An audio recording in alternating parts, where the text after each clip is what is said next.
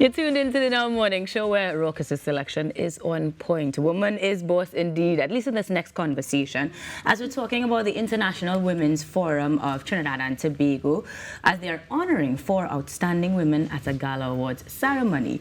To do that, we are joined by Dr. Monica Davis, the founding member and IWFTT board member, as well as Anna Maria Garcia Brooks, the vice president of the International Women's Forum of T&T. Good morning, ladies, and welcome. Good morning. I love some good girl talk, but this one is even more purposeful because we have had a strong focus as a society on developing women, and now you all are honoring them. So first, before we get into the honorees and the criteria to honor them, Anna Maria, could you tell me a little bit as to what the IWFTT stands for, why it originated, and the ultimate purpose? IWFTT is the local forum of a global organization called the International Women's Forum. It had its genesis in New York City 50 years ago. It's headquartered in Washington now, and our forum started 10 years ago. So we're actually celebrating our 10th anniversary this year. Nice. Coincide with Trinidad and Tobago's 62nd anniversary of independence. And we focus on empowering women, preparing them for the C-suite, preparing the next generation of women leaders. And so a lot of what we do is focused on that and inspiring them, which is why we have this program that we introduced 3 years ago, the Inspirational Women Awards. So that is our flagship event, and it focuses on identifying outstanding female nationals and honoring them. We feel that once we can hold these role models up to society, they become beacons for other women, other young girls, young women, and not just in business, but in life. So we've identified these 4 women this year, and we will be honoring them. And we'll speak a little bit about them in a while. Of course. But you kind of already gave some insight as to what is the criteria, absolutely nationals, and particularly with focus in business for this cohort, or generally, coincidentally? Not generally. Okay. Not specifically for business. Obviously, there are many outstanding women in business, but there are many outstanding women in every sphere of endeavor.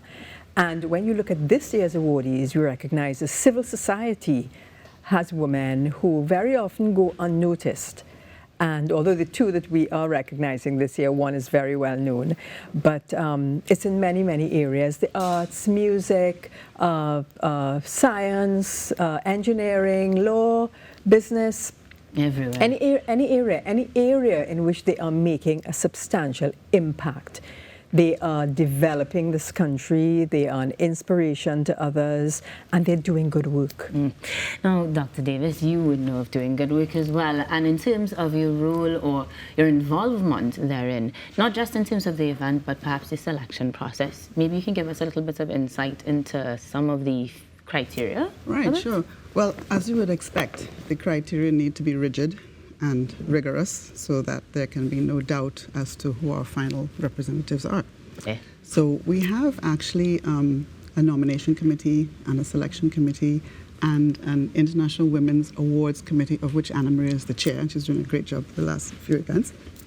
And so it starts months ahead, and it's a lot of back and forth. It takes a lot of time, but we really want to get it correct. Right. So we, as Anna Maria said, we have women from any sphere of activity. It doesn't have to be professional women. It's somebody who's contributing to society and so on. So this year we had another tough time trying to make decisions because there were, the points were so close at the end. It was like almost like an Oscar. We were saying, oh my God. And, good problems to have. Good problems, yeah. And there were as little as like 1 or 2 points separating some of the winners from the other ones. And it was that, it just makes us feel even more committed to what we're doing because it really helps. So we have, like, for example, what you mentioned, the general inspirational award. You don't talk about the special one yet. So one of the ones that we have is the Inspirational Advocate Award. And we also have the Inspirational Emerging Leader, because remember, we are focusing on the next generation, so you have an emerging leader. So our Emerging Leader awardee this time is, we can call names, right? Yes, we can. Is Akosua Dardane Edwards. who, as you probably know, is the founder of many things. She's an author. She's all kinds of specialties, but she is most known, I think, and she got international recognition for her formation of NINA, the Young Women's Leadership Program, which is really making waves all over the place. And she got an international award for that. And she has been selflessly preparing programs for children, for young people. One is, I think there's a transition, there's a school program, so she guides them through school. There's a transitional program, there's a summer program, and there's a program where she takes girls from homes, like St. Jude's home, and prepares them for the world outside. And she's done, and she maintains contact with these women, so that's amazing. Another one I'd like to talk a little bit about, and of course that emerging leader would be in her mid-career, not necessarily at the top of her career like many others. The inspirational advocate happens to be a good friend of mine as well, and as a co-star, just happened that way.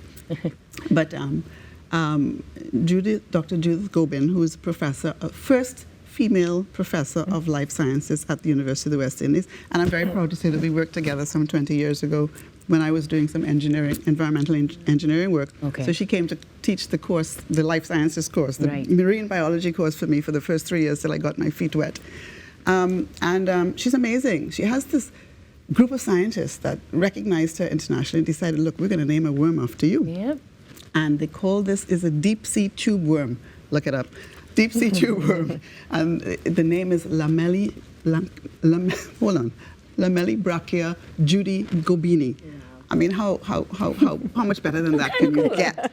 Not many girls might want a worm named after them, but in context. But she was doing work on the research, exactly. So it's her worm. It's hers. Yeah. But she got the specimen back, and it's now housed at the Marine Biology Zoo at the University of the West Indies, so everybody can go and see it. Fantastic stuff. So that selection and that committee and all of these separate groups that come together to create these or confirm these nominees have quite the task ahead of them, because you're describing some incredible women with significant accomplishment.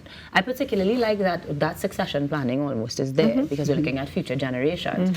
So in terms of the gala itself, that's going to be quite the event. Tell me a little bit more about that particular initiative. Before I go into that, I want to speak a little bit about the other two awardees, because this year, in commemoration of our 10th anniversary, we have introduced a new award, which is the Inspirational Legacy Award. And that award is going to a phenomenal woman.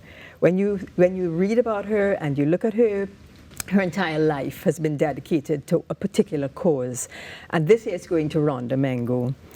People would know that name, people would know of Rhonda's work, and she started the Living Water Community. She's a co-founder, because the other person who started with her is Rose Jackman. And they do such phenomenal work. And it's interesting that Rhonda felt a call to do that work. She had a life-changing experience and felt a call to do that work to serve. So she sold everything that she had at age 28 and decided to go out and feed people in the streets of Port of Spain. And from there, she just identified needs and set up groups which emerged into organizations to fulfill those needs. So the Drug Rehabilitation Center at the Mount St. Benedict New Life Ministries, that's the Living Waters. Marian House for homeless boys, that's Living Waters. And there's so many others for teenagers, for abused families. It's just a lot of work that they do. So Rhonda Mengo is being awarded this year the inaugural Inspirational Legacy Award. And we're really, really proud of the work that she's done. A true Trinidad and Tobago nation builder. True in every respect. And the other person is another member of civil society who, again, was called to do work with people, and that is Deborah DeRosier. Now, Deborah may not be as well known as Rhonda, but her work is also amazing. She started the Eternal Light community many years ago. She was a teacher for 13 years. She saw all of the needs among young people because she was in the education system and decided that she needed to do something to fill the gaps that existed, and she set up a school. in Tunapuna for special needs. And again, from there it grew. And she focuses on vocational training for women, empowering women, putting tools in their hands so that they could be self-sufficient. And they can support their families. They don't have to depend, you know, and not just women, but families. And very recently, with the Roman Catholic Church, she opened a vocational school in Sealots. Now, when people think of Sealots, you think of negative things. But, you know, out of these communities emerge so much good.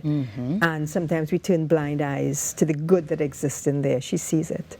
And that vocational school was set up just last month. It was opened officially in Sealots. So it's going to be providing vocational training for the residents of Sealots, women, men, children. Beautiful stuff. And it's a collaboration with the Roman Catholic Church. So now we have a good sense of the four nominees, quite the criteria. Yes. And therefore that gala is going to be stupendous. There's going to be a lot that you have new, though, in terms of that inaugural award and that sort. So tell me a little bit as to what's happening on the 17th at the Hyatt Regency. The 17th at the Hyatt Regency is the Gala Awards and dinner.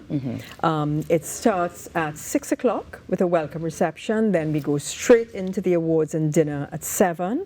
We've got the president of, this is a highlight, the president of the International Women's Forum coming. Oh, nice. So she's actually going to be here, and she will be one of us. She'll be a special guest, and she will address the group.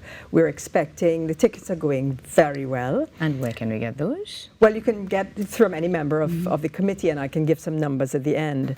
But they're going really, really well. So the members are enthusiastic, and of course they're turning out, but their guests are turning out, and lots of people are calling and asking about the tickets.